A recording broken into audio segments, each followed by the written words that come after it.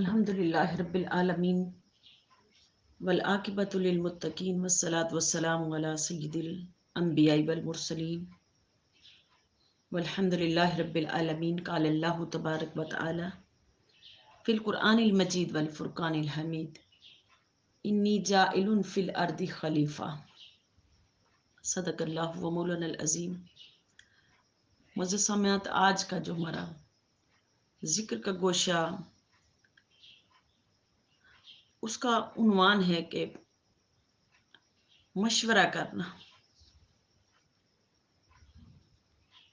اس آیہ کریمہ کے اندر رب کائنات فرشتوں کے ساتھ مشورہ کر فرما رہے، اور مشورہ کیا فرما رہے کہ انی جاعل فی الارض خلیفہ، کے یا فرشتوں میں زمین پر ایک نائب بنانے والا ہوں۔ اب فرشتوں نے کہا کہ مولا آپ نائب بناؤ گے، وَيَسْفِكُ الدِّمَاءَ وَنَحْنُ نُسَبِّحُ، وہ نائب زمین پر خون ریزیاں کریں گے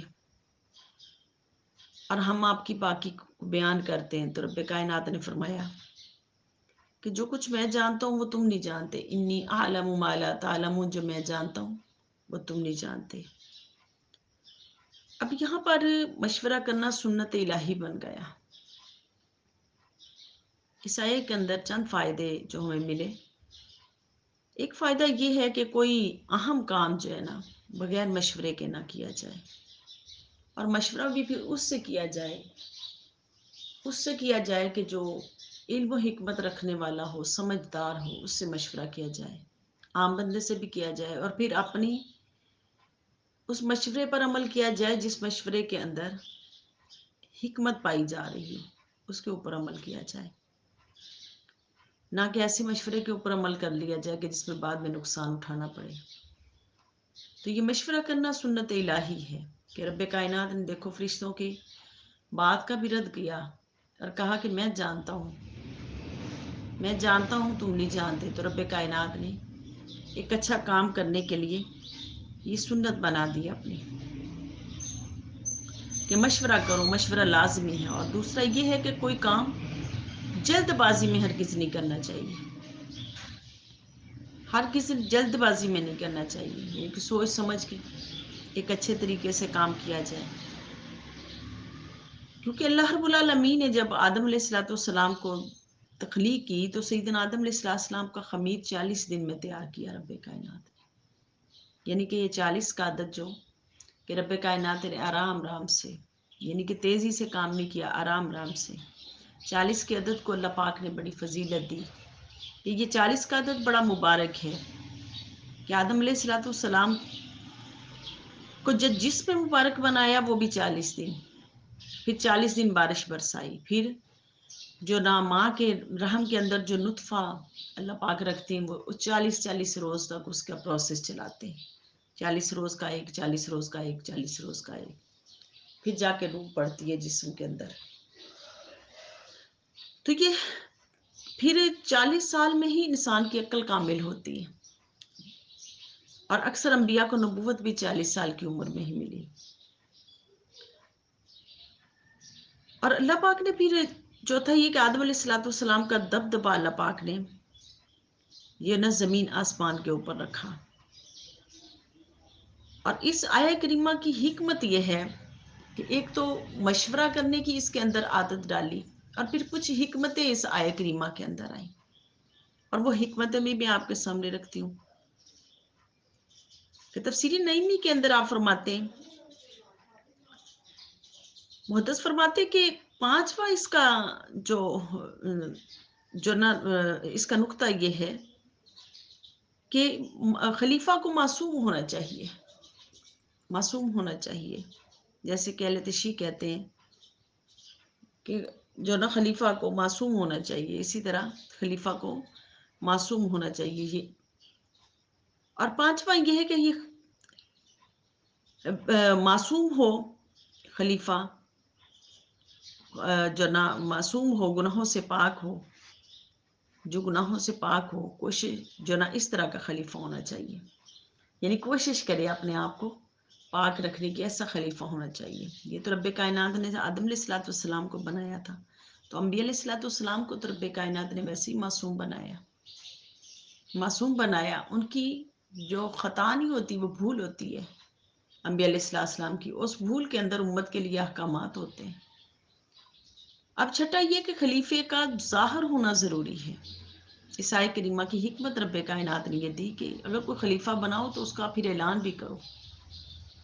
اور ساتواں یہ کہ اس آیت کریمہ کے اندر رب کائنات نے ایک اور حکمت رکھی کہ اللہ پاک نے چھوٹوں کو یہ حق حاصل ہے کہ بڑوں کو کام کی حکمت نہ پوچھ لے، بڑوں سے پوچھ لیں کہ اس کام کے اندر کیا حکمت ہے. جیسے فرشتوں نے اللہ تعالیٰ سے دریافت کیا کہ مولا آپ جو نہ زمین ایسا نائب بنانے والے ہو جو زمین پر فساد کرے گا.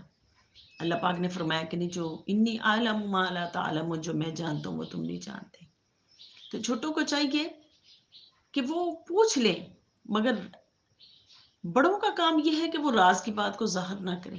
یہ بھی رب کائنات کی حکمت تھی. رب کائنات کا اس کے اندر یہ حکمت سامنے آئی کہ بڑے وہ راز کی بات کو ذرا سنبھال کے رکھا کریں، تاکہ چھوٹے بچے وہ جو نا وہ اس راز اور حکمت کی بات کو بعض اوقات اپنی عقل اور شعور کے مطابق وہ سمجھ نہیں پاتے، تو بڑے وہ اپنی حکمت کے مطابق فیصلہ کرتے. اور آگے فرمایا کہ پھر آٹھواں یہ کہ بڑوں کو یہ حق ہے کہ راز کی بات چھوٹوں پر ظاہر نہ کریں بلکہ خاموش رہنے کا حکم دیں. آٹھواں یہ ہے. اور پھر نوواں کہ علم، اللہ پاک نے پھر علم عبادت سے افضل رکھا کہ فرشتوں نے کہا کہ ہم تو آپ کی عبادت کرتے ہیں.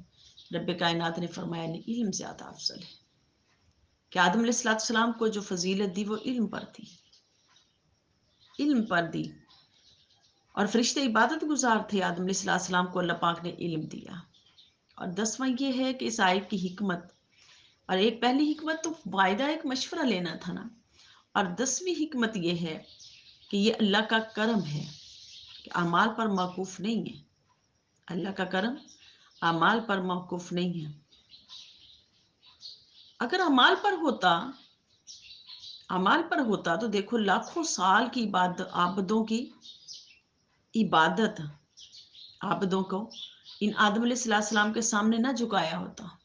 اگر عبادت ہی افضل ہوتی تو پھر فرشتوں کو نہ جھکاتے، رب کائنات نہ جھکاتے ان کے سامنے جنہوں نے ابھی تک سجدہ بھی نہیں کیا تھا. آدم علیہ السلام نے. تو رب کائنات نے یہاں پر کہا کہ عبادت افضل نہیں ہے، علم افضل ہے. علم سے ہی انسان جو بہتری کی طرف جاتا ہے اور اپنے آپ کو جو نا علم سے ہی ادب اور خلق سیکھتا ہے انسان. اب رب کائنات نے اس کے اندر یہ حکمتیں رکھی اس آیت کے اندر کہ ایک تو اتنی ساری حکمتیں رکھی اللہ پاک نے، اور پھر حکمتیں رکھ کے رب کائنات نے. اب اس کے اوپر کچھ لوگ سوال کرتے ہیں، ان سوالوں کا اعتراض کا جواب دیتے ہیں. آپ کیا کہتے ہیں؟ آپ فرماتے ہیں کہ فرشتے جو نا گناہوں سے معصوم مانتے ہیں، مگر اس آیت کے اندر فرشتوں سے بھی گناہ ہو سکتا ہے. کیا گناہ ہو سکتا ہے؟ تو انہوں نے حق تعالیٰ پر اعتراض کیا تھا، تو کیا یہ گناہ نہیں؟ تو جواب یہ ہے کہ اللہ حضرت فرماتے کہ یہ جو نا یہ گناہ نہیں ہے، یہ اعتراض تھا ان کا، اور یہ حکمت تھی اللہ پاک کی. یہ حکمت تھی اللہ پاک کی، یہ ان کا گناہ نہیں تھا. اور دوسرا یہ کہ فرشتوں نے آدم علیہ السلام کی غیبت کی آدم علیہ السلام کی، ان کی غیر موجودگی میں بات کی. تو جواب اس کا یہ ہے کہ مسئلہ دریافت جب کوئی کیا جائے، یعنی کہ کوئی مسئلہ دریافت کرنے کے لیے کسی نے کوئی سوال کیا ہے، اس کے اندر اگر کسی کی کوئی بات بتائی ہے تو وہ غیبت نہیں ہے. غیبت نہیں ہے کہ اس کے اندر فرشتوں نے جو آدم علیہ السلام کی بات کی وہ غیبت نہیں بنی، بلکہ یہ کہ جسٹ مشورہ تھا. تو یہ حضور علیہ السلام کی بارگاہ میں ابو سفیان کی جب بیوی ہند آئی، انہوں نے بھی حضور علیہ السلام سے شکایت کی اپنے شوہر کی کہ وہ بخیل ہیں، وہ مجھے خرچ نہیں دیتے، ماہانہ خرچ نہیں دیتے صحیح طرح. تو آپ علیہ السلام نے ان کی بات سنی، اور سن کے پھر ان کو کہا کہ آپ ان کے پاکٹ منی سے، ان کے جیب سے آپ اپنی ضرورت کے مطابق خرچ لے سکتی ہیں. اور یہ پھر ان کی غیبت نہیں تھی، بلکہ یہ مشورہ، تو مشورے کے اندر اگر کسی کی بات ہو جائے تو وہ غیبت نہیں ہوتی، اس کے اندر یہ جو نا حکمت بھی آئی۔ اور تیسرا یہ کہ فرشتوں نے اپنی بڑائی ظاہر کی، اور یہ غرور ہے جو حرام ہے۔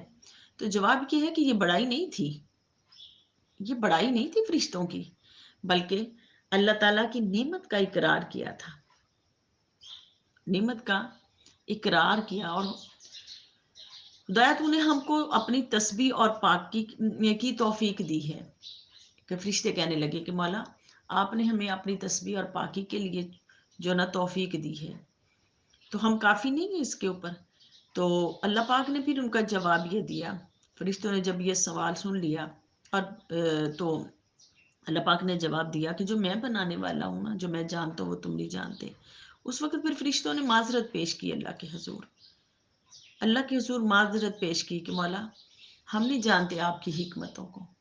تو یعنی کہ اس کے اندر، ان آیا کریمہ کے اندر رب کائنات نے حکمتیں رکھی، اپنی حکمتیں رکھی انسان کو ادب اور خلق سکھانے کے، ادب سکھانے کے لیے زندگی کا۔ اور یعنی کہ بے شمار اس کے اندر حکمتیں ہیں، کچھ چند حکمتیں میں نے آپ کے سامنے رکھ دی تاکہ ہم اپنی زندگی گزارنے کے لیے ان حکمتوں سے ادب سیکھ لیں، ان حکمتوں سے ادب سیکھ لیں اور اپنی زندگیوں کو بہتر کرتے چلے جائیں۔ اللہ رب العالمین کی بارگاہ میں میری التجا ہے کہ اللہ پاک ہمیں علم و عمل دونوں نصیب فرمائے، وما علینا الا البلاغ۔